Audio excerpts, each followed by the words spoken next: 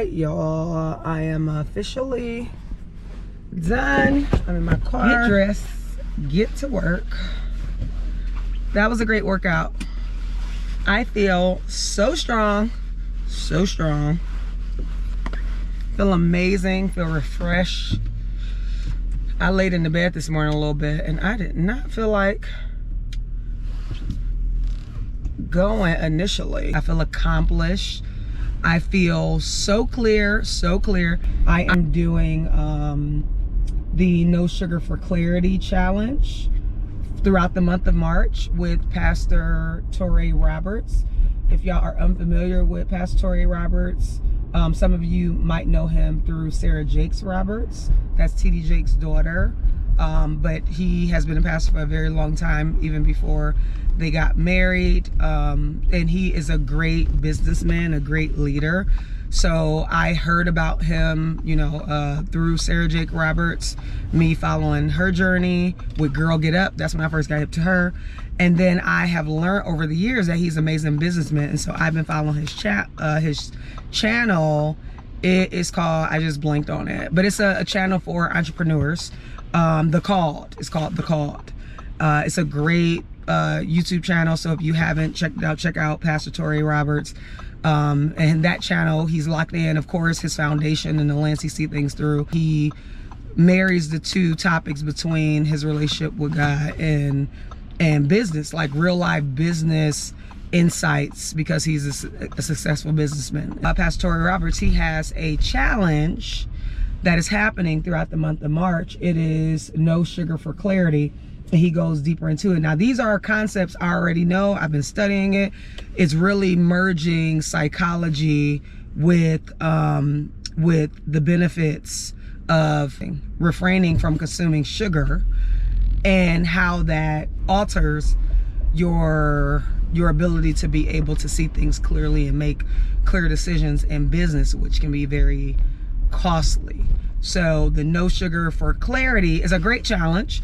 Now the kicker is I was already doing my own. I had already made my decision to go back to eating low carb because it was better for me, better for my brain, better for my physical physique. Like it was all around better for me. So I have been making that transition since last year, and for me it'd be a slower transition because those that know me know sugar, ice cream, I call it my kryptonite. Okay, those of you who are superhero fans, y'all know what that is. Superman. So it's my kryptonite. It's a lot of people kryptonite, right?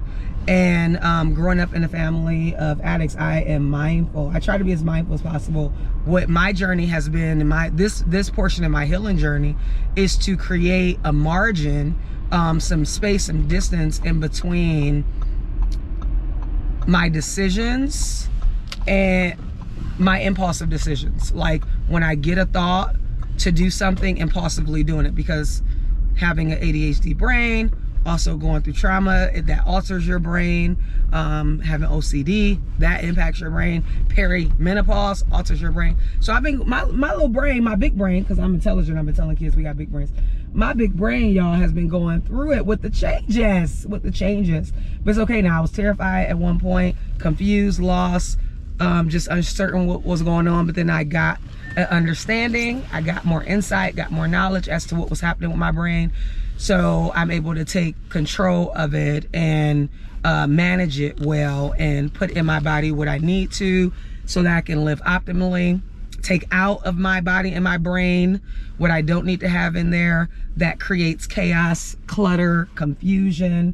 So before I learned about his No Sugar for Clarity challenge, I was already doing the same thing for myself because of what my struggles are with my brain, with having OCD, ADHD, recovering from PTSD, and experiencing perimenopause, because all of that creates brain fog. Now others might have brain fog for other reasons, but it literally causes so much confusion and chaos in your brain with experiencing those 4 things that I've been experiencing and how my brain is shaped. And sugar makes it worse. Sugar makes it worse. So again, my journey started before he had this challenge, but doing a challenge really allows you to kick it up a notch and take it to the next level. And you're doing it with a support group makes all the difference, and it helps you stick to it and share the struggles with other people. Doing things in community always a healthy community always help you expedite your progress versus doing it alone in isolation. So that's a great message for you all this morning. I'm excited about it. For me, like really hyper focusing on not eating sugar, as far as like chocolates and ice creams and all of that. That started 3 weeks ago. This challenge started this week, but I was already switching from higher carb foods to lower carb foods last year. So it's been a progression. And I was doing on my journey before I even knew about his. Why I keep saying that is because alignment.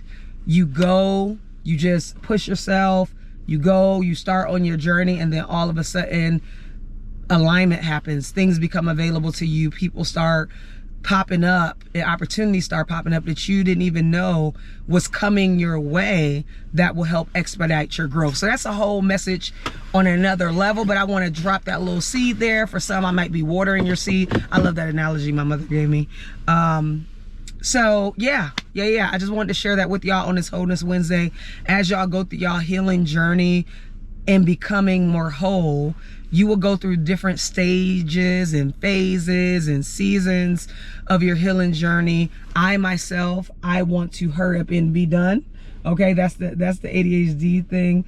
I want it to be done now. I wanted it to be done yesterday. When I get locked in with something, I don't want it to take all day. I just want it to be done. Well, that's not how it works. That's also an OCD thing. Like, it won't be perfect. You won't get it right all the time. Things will get messed up. Okay. And it's a part of the journey. It's about experimenting, exploring, seeing what works for you, seeing what don't work for you, not beating yourself up, Michelle. And for those of you all out there who have ADHD, who struggle with perfectionism with ADHD, but also OCD. My OCD is with religious scrupulosity, but it morphed into that. Before, my OCD was around like germs, bacteria, making sure everything is clean and in order and has a place. Harm OCD was a bit of it as well, because of the traumatic things I experienced growing up and things that I've seen happen to other people. So my OCD has morphed, and not but it's just how my brain is wired. But it has morphed throughout my life. Just like if you think about COVID morphed, it has had different variants throughout my life. And with the ADHD, I didn't know I had it, but it explains so much of my life. So struggling with perfectionism on both ends. If you got it out there, just know to have grace for yourself, give yourself the space between your thought and the action, and have that margin to allow your brain to calm itself, breathe through it, and make the best decision for you that will produce longevity and a higher quality of life for yourself as you journey along and discover what works for your brain, what don't work for your brain. But I encourage you, it does. I mean, the removing the sugar, do your own research. Well, not like look into the research. When I say do your own research, look into existing, real, credible research that is out there, and just do a deep dive and see the research behind the science with the interaction between sugar and your brain. And you will see that it does impact your ability to make great decisions and ability to be able to process. Higher sugar in the body, in the brain, creates so much inflammation. Higher sugar in the body creates so much inflammation. When you look at the science of how sugar impacts your brain and your body, it'll really blow your mind, no pun intended, to understand the major complications we experience with all different type of diseases, autoimmune, chronic, like brain, all the different type of early aging, skin infections. Like, it impacts so much of your brain and your body, but it is extremely addictive. So it's extremely hard to give up. It's why they put so much in the ultra processed foods, because and sometimes in certain meats, so you got to really be mindful. But it is extremely addictive. So doing something like this that will allow you to have a break from it will allow you to start seeing things more clearly, and then you can make better decisions for yourself. So that way you can increase your quality of life and the longevity of your life.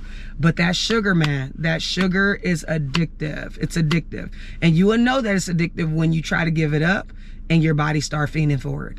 You start having withdrawals. You start struggling. For some, y'all can put it down easily. Going cold turkey, not doing it. For others, it takes us a minute to like wean ourselves off. So do what you got to do, but just do yourself a favor and learn more about the impacts that sugar has on your brain, your body, your decision making, your clarity, how well you can live your life, and how it disrupts the systems within your body. It disrupts the systems from your head on down. It disrupts your systems inside out. So I know it's a struggle because it tastes so good. Okay, that's the reality. It tastes so good. But when it's not good for you, we got to let that thing go, reduce it, create a distance between it, because we want to live well and we want to live well long. Okay, so that's my message for you all today on this Wholeness Wednesdays. I am not judging it because I struggle with it myself. It has taken quite a bit of time, and I've had moments of freedom from it, and then I go back in. And then I have freedom, and then I go back in, depending on whatever season. Like holiday season is why we struggle so much. Easter is about to come up for some. I'm not big on the Easter thing anymore like I was when I was younger regarding sweets, or like Valentine's Day. Like, it's always a holiday that they want to put the sugar with. That's not a coinky-dink, okay? So you take control of your life. You take control of your brain. You take control of your health and well-being by creating distance and margin between a thought, a decision, and an action. So that way you can see it for what it is, that's having clarity, and then you can make an informed decision on what is best for your overall health and well-being, which produces a higher quality of life and longevity of life. So we can live well long, y'all. Okay, that's my message. I love y'all so much. Have an amazing day. Have an amazing day. Enjoy this day. It's foggy here, but we still gonna make it a great day, okay? Because we bring the sunshine in the midst of the rain. We bring the light in the midst of the darkness. Don't let anybody disrupt your joy. Don't give people that power. Love on you. Take care of you forever and always. You are your greatest responsibility. Your number one priority, and the number one mission that you should have, that you need to make a priority, is taking care of you before you take care of anything and everything that's outside of you. So I did that this morning. I've been doing it, and do it throughout the day. Like, do what you got to do to take care of you, and put it in the chat. How are you taking care of yourself? That's what I want to know. Not about being perfect, even if it's the smallest thing. How are you moving your life in a way where you are prioritizing you?